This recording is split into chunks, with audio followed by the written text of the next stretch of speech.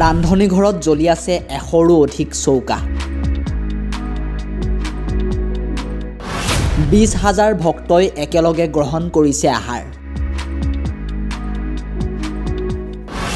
12 চহৰীয়া ভাওনা মহোৎসৱ আজি তৃতীয়টো দিন। জামগুৰিহাটৰ ঐতিহ্যমণ্ডিত 12 চহৰীয়া ভাওনা মহোৎসৱৰ আজি তৃতীয়টো দিন। ভাওনা মহোৎসৱত সমাগত হৈছে হাজাৰ হাজাৰ লোক।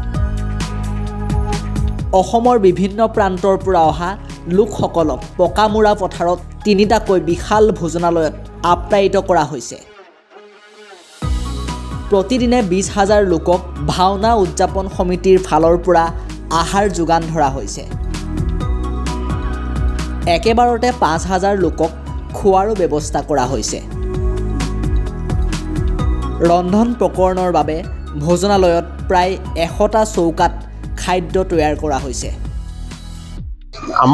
আমি ভোজন কক্ষত 81টা চৌকাৰে দৈনিক আমি 20,000 ভকতক ভাত খুৱাব পৰাকৈ বা আহাৰ নিৰ্মাণ কৰিব পৰাকৈ আমাৰ সম্পূৰ্ণ ৰান্ধনীসকল ব্যস্ত হৈ আছে। ইয়াৰ উপৰিও আমাৰ যি আহাৰ প্ৰস্তুত হৈছে আমি দৈনিক 20,000 ভকতক আমি আপ্যায়ন কৰিছোঁ আৰু প্ৰতিটো বেষ্টত আমি 5,000 5,500 ভকতক আমি আপ্যায়ন কৰি আছোঁ।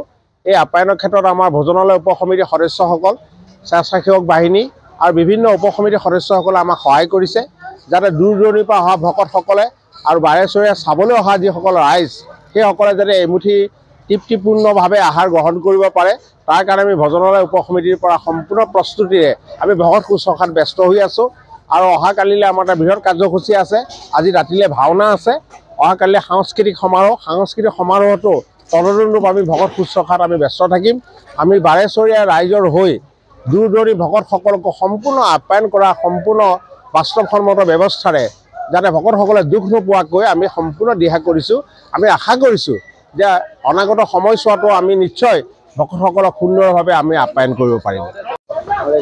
আমাৰ বাৰেচৰীয়া উদযাপন সমিতিৰ সন্মানীয় সভাপতি পদ্মা হাজৰিকাদেৱে আমাৰ ভোজন কক্ষত সঘনাই তেওঁ পদাৰ্পণ কৰিছে আৰু নিৰীক্ষণ কৰিছে আৰু কোনো বস্তু যাতে অভাৱত আমাৰ ভকতসকলক আমি আপ্যায়ন কৰিব নলগাকৈ থাকিব নালাগে তাৰ কাৰণে সম্পূৰ্ণ দিহা কৰি সেই নিৰ্দেশ মতে আমাৰ খাদ্য কমিটিয়ে আমাক যোগান ধৰিছে আৰু তেখেতে সম্পূৰ্ণভাৱে তদাৰক কৰি আমাৰ কৰ্মীসকলক উৎসাহিত কৰিছে আৰু কমিটিখনক যথেষ্ট দ্ৰুতগতিৰে ৰাইজৰ সেৱা কৰিবলৈ তেখেতে উদগনি যোগাইছে।